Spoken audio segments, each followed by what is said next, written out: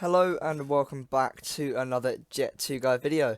Today we are looking at overclocking in P3D and the effects, and is it an actual real benefit or is it just something that people say is good but it's only slight performance.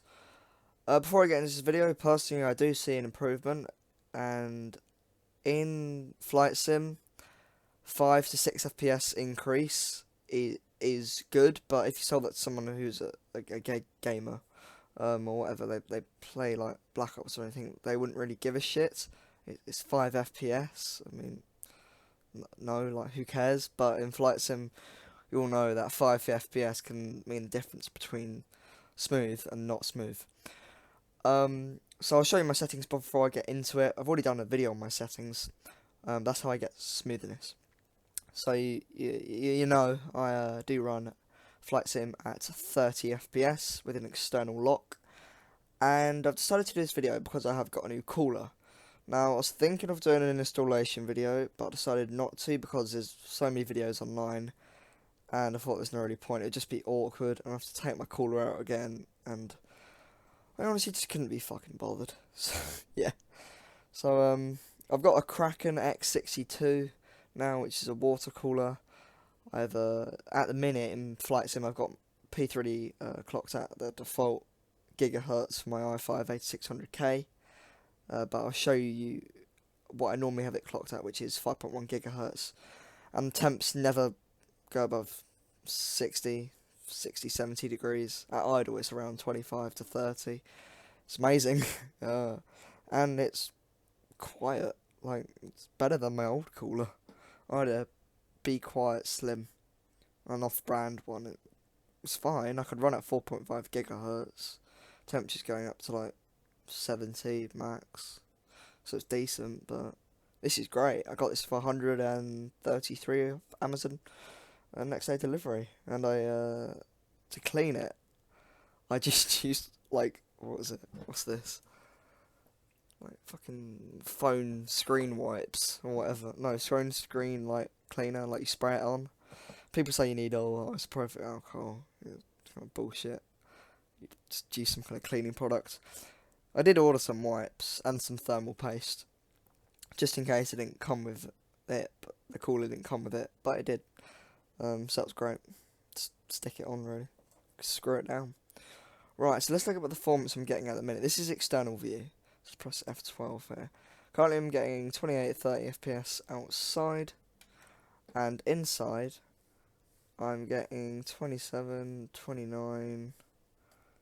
So it's quite bad FP. Actually no, it's decent. I mean it's decent. Let me just show my settings. I have this is, I've already shown you this in my 60 how to get 60 Hz smooth P3D, so you know all of the options. However, one option I have decreased is autogen and scenery draw distance to medium. I honestly just see that now I've realised the performance to FPS, no, the visual quality to performance is just not worth it. Anything above medium, you can get square loading. So what it'll do is P3D, the way P3D and FSX and all the engine, all the kind of FSX based code scenery engines run, is they run on a tile system. So if you know anything about scenery development or anything like that, you'll know that photoreals done in tiles, everything was based on an old-fashioned tiling system. And back in the day, it was quite efficient, it was quite good, but now we don't need that anymore. There's more advanced, much more efficient systems to display scenery, like systems, what ways almost to display sceneries, and there's no point. It just looks bad when it's rendering because it renders in squares.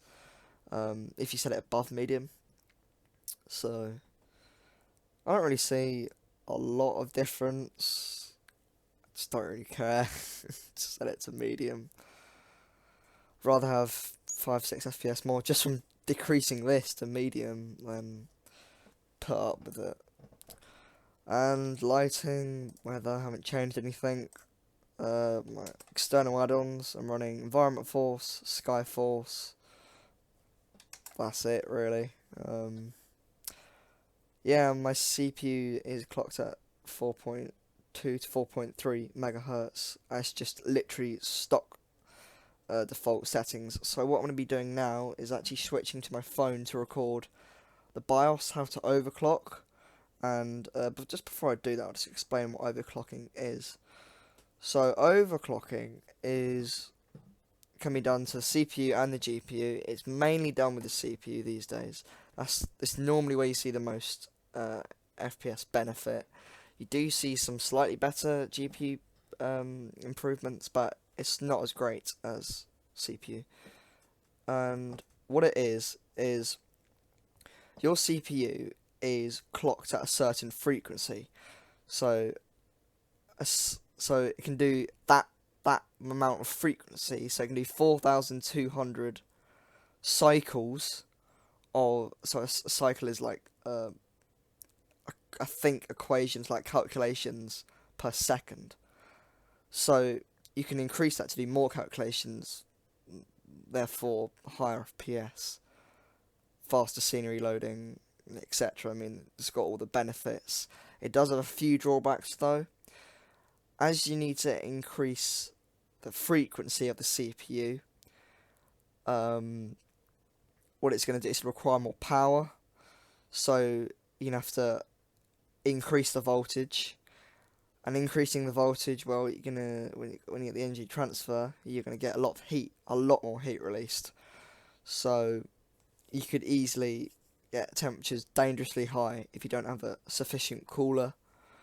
And maximum I'd me for safe, I wouldn't really want to keep temperatures above 75. Anything below that is safe in my opinion.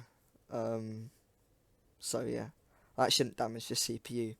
Another option you can do instead or with getting a good cooler is you can also get a delidding of the CPU. So that's when they take the IHS, which is like a internal heat spreader. That's what it stands for. And you can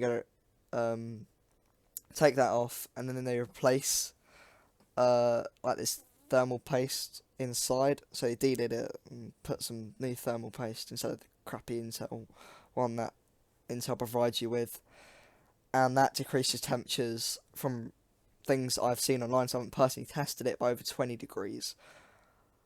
But at the minute I'm fine. I might get it delidded, but you really don't want to clock higher than 5.3 gigahertz, because that's when voltage can get dangerously high, and it can actually just over time really quickly degrade your CPU instead of 5.1 gigahertz. There's actually quite a big difference. You might not think it, but there's quite a big difference. You can very quickly shorten your CPU lifespan, and most people have CPUs for 4 or 5 years on a gaming quote unquote PC before they upgrade.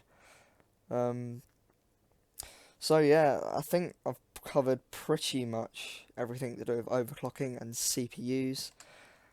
And do I need to explain anything else? Yeah, there's one more thing I need to explain, and I can't remember it. Oh, let me just pause the video and try and remember it. Oh yeah, okay, right. So also you want to consider when you are about to just overclock, just remember that it does void your warranty on your CPU. So if something catastrophic happens to it, which is not your fault, let's say it's not because of overclocking, you can't go to wherever you bought it from and it's like, hey, can I have a refund? Because they will nearly always blame it on overclocking, even though it might have nothing to do with it. That's just a one kind of negative. And people think with water coolers that they might leak. Nowadays, because of how secure they are and how well built they are, it's less than 0.0000 0.01% chance that it will leak. People have confirmed that online. That's a real result. So yeah, so overclocking can be done in the BIOS, and I'll show you how to get into that now. So this is going to look different for different motherboards, but I have an ASUS motherboard. If you have another ASUS motherboard, let's say from older or newer generation, it should look similar. But all motherboards will have similar sorts of. They have all the same options basically. They might be slightly worded differently. So this is primarily on ASUS motherboards. So yeah, let me just hop right onto my phone and show you how I record. How I record? How I overclock. Alright, so I'm recording my screen now. This is what I can see, and what you want to do is just click restart. So you go to your Windows menu, power, restart. Then what you want to do is go to your keyboard, have your finger on the F2 key, and when the loading screen comes up, so just shut down here. When it comes up, now spam the F2 key till the screen goes black, and you'll go into the BIOS. So right, here we are. It displays lots of stuff, lots of information. Your fan speed, your CPU speed, all this good stuff, your motherboard temperature. And just a quick thing with the motherboard does need to be overclockable. It will clearly say that on the motherboard. It's very few motherboards today are overclockable. No, sorry, are not overclockable, but just check.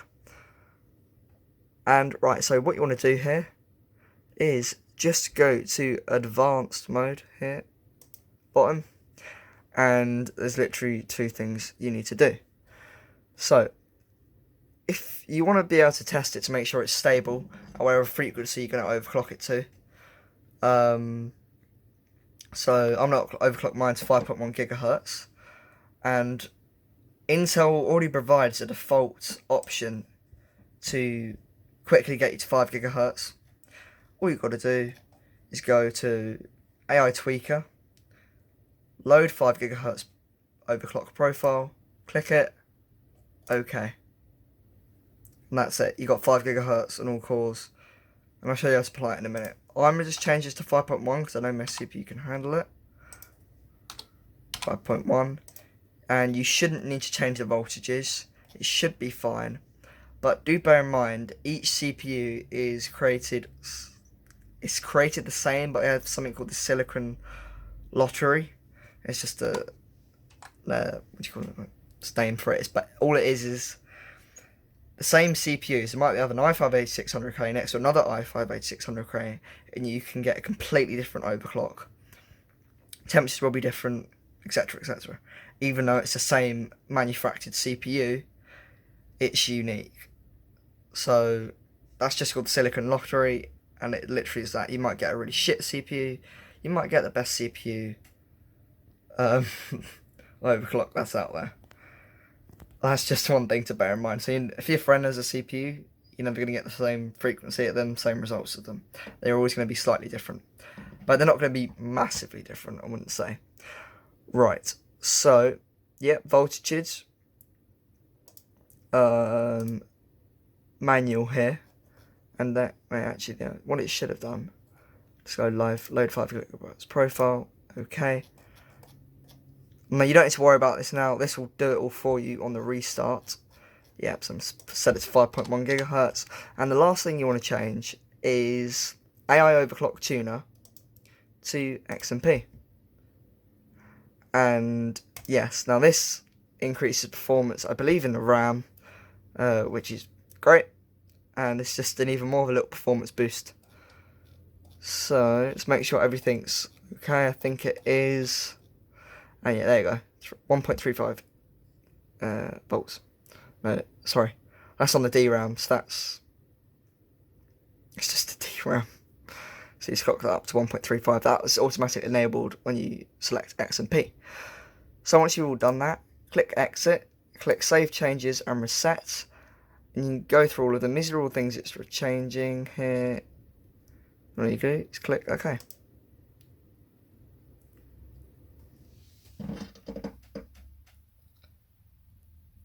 Now it's going to boot up, and it will either say stable and it will not crash, or it will become unstable and it will crash. So you just got to play around the settings, play around especially with the frequency, and just get the settings that are right for you. But if you can get 5 GHz, that's good. Stable at 5 GHz, it is good. I just wanted to push mine to 5.1, which is fine for me personally. So there we go. And then what I'm going to do now is just switch over to video, so the PC recorder. P3D started up now, and just before you start P3D, yeah, just make sure everything's stable. And you can run a test called Prime 95. So I search Prime 95 here.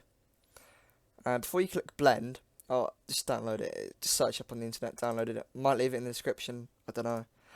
But you can just download core temp as well. I'll tell you your frequency. So we're running at 5,100 megahertz, or just divide it by 1,000 to get 5.1 gigahertz. And there you go. So it's stable here. Temps. We've got P3D open, so they're hotter. But it's fine. It's really fine. And yeah, so as you know, P3D mainly runs on Core 0. So that's why it's the warmest. But I'm just going to do the blend test here. So actually, you know what? I'm not going to do this with P3D open. I'll do it after it's closed, but just to prove it's stable. But right, let's just close that core temp now. And I'll get back to the same scenario that I was in before I overclocked. Alright, ladies and gentlemen, we are back in the sim here. And, well, you can already see the improvement in the FPS. We're up at 32. And, even though I have it locked at 30, it's just gone a little bit over, which is fine. And I won't spend a lot of time showing the outside, I'm going to show you the inside. So, do we get any FPS drop? Not at all. This is so smooth. So yeah, you can see overclocking is a big performance improvement. We're stable here at 32 FPS, and it's great. And temperatures, yeah, look, 60, 66. So yeah, I mean, there's nothing to complain about. I'll try and show you a more demanding situation. Actually, you know what? No, it's fine. I don't fly into Heathrow. Some people do, but I just see the FPS drop too low. But you never know, I might start doing flights into Heathrow because I can overclock now to a much higher frequency.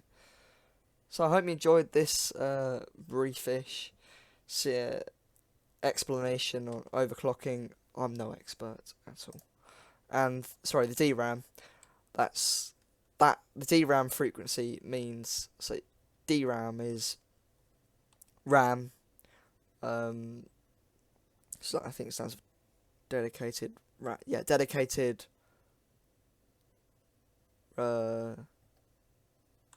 Space. Rasterized. I don't know, something. Dedicated something. Anyway, that's just a frequency for the RAM, and that's what it overclocks it to 1.35 once you enable the XM pre-profile. So yeah, that's all it is. And I'll just show you how to use Prime 95 here. This is a stability test. I would run it for an hour or so. That's how I run it, to make sure it's fully stable. But 10 minutes should show any major errors. Less than that. So I'll just close P3D here, and I'll show you how to run Prime 95. Right, so here's Prime 95. Opened it up again, and we've got nothing running now. So temp should be low. Yeah, perfect. 38, 30.